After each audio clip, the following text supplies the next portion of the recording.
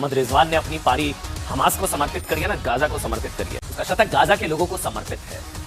सीधे सीधे आतंकवादियों की खुली मतलब हिमाकत, आतंकवादियों का खुला समर्थन, ऐसी हिमाकत। पाकिस्तान के जो क्रिकेटर है इन्होंने लिखा है कि ये जीत गाजा के नाम है, ये जीत गाजा के भाइयों के नाम है, यानी आतंकियों के नाम है। आज यदि भारत के अंदर में ये चीज हो रही है तो एक बहुत डेंजरस ट्रेंड है।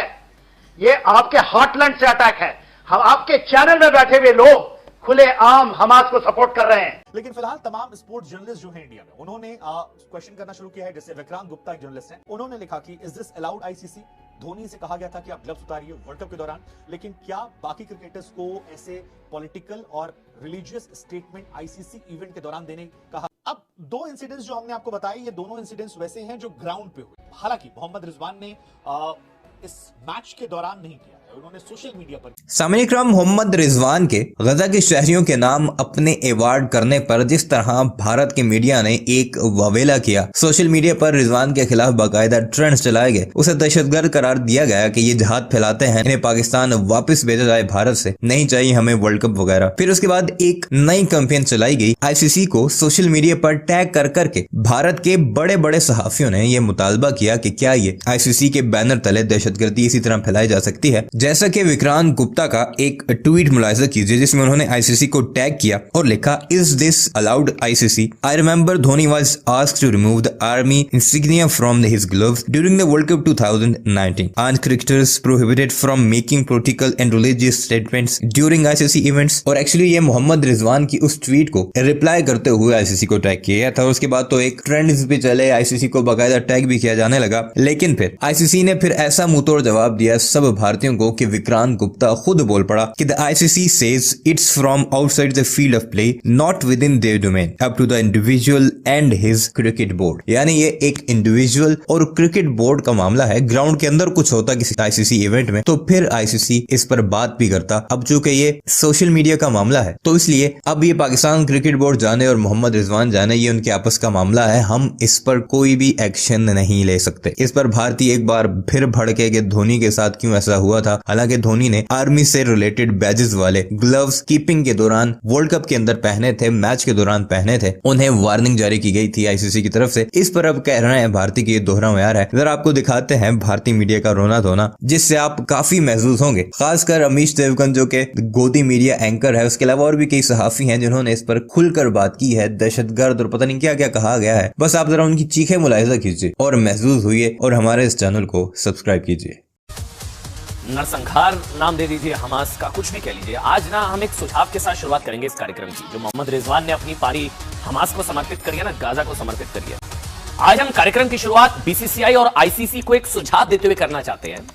सुझाव यह कि क्रिकेट वर्ल्ड कप के दौरान खिलाड़ियों को इजराइल में मारे गए लोगों के समर्थन में इजराइल पर हुए आतंकवादी हमले के खिलाफ खिलाड़ियों को वहां पर काली पट्टी बांधकर मैदान में उतरने की इजाजत दे दी चाहिए। बिल्कुल, बल्कि आईसीसी को हमें लगता है कि खुद खिलाड़ियों को ऐसा करने के लिए कहना चाहिए, एक मैसेज देने के लिए कि आतंकवाद के खिलाफ एक स्ट्रॉन्ग मैसेज है। बल्कि इजराइल के नाम पर ही क्यों, दुनिया में जहां पर भी आतंकवाद की घटना होती है, फिर चाहे वो भारत का कश्मीर हो या फिर इजराइल, उसके विरोध में खिलाड़ियों को काली पट्टी बांधकर इस तरह से मैदान में उतरना चाहिए। हमें ऐसा लगता है, ऐसा होना चाहिए। और देखिए, इसकी शुरुआत सबसे अच्छा मौका रहेगा शनिवार को, नहीं, भारत और पाकिस्तान के बीच होने जा रहा मैच।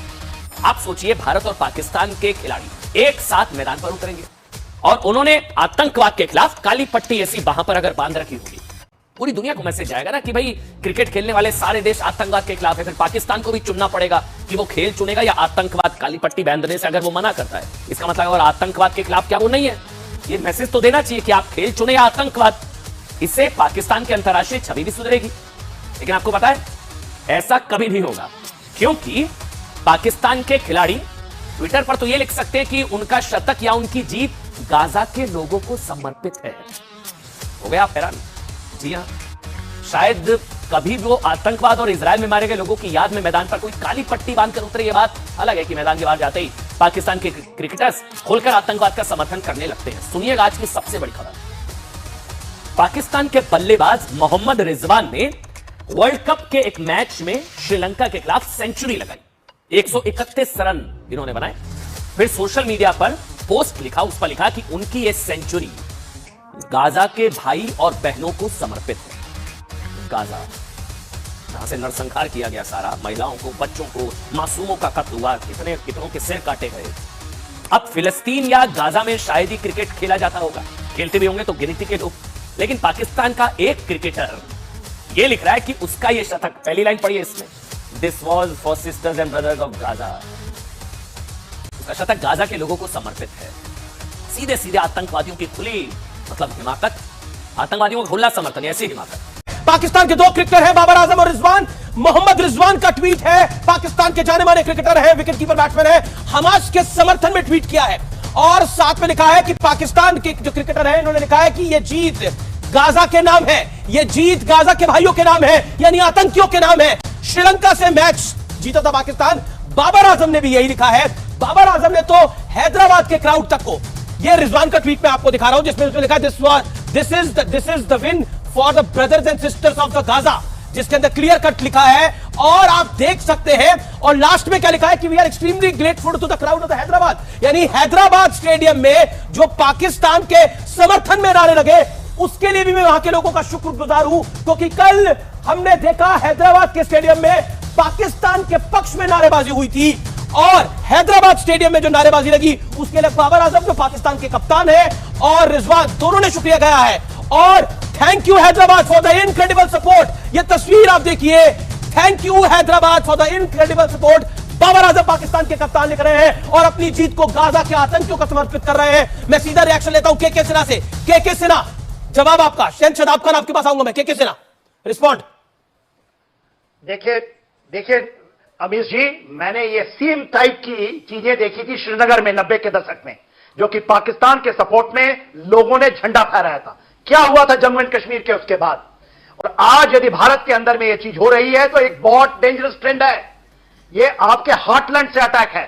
हम आपके चैनल में बैठे हुए लोग खुलेआम हमास को सपोर्ट कर रहे हैं, हमारी आवाज को दबाना चाहते हैं।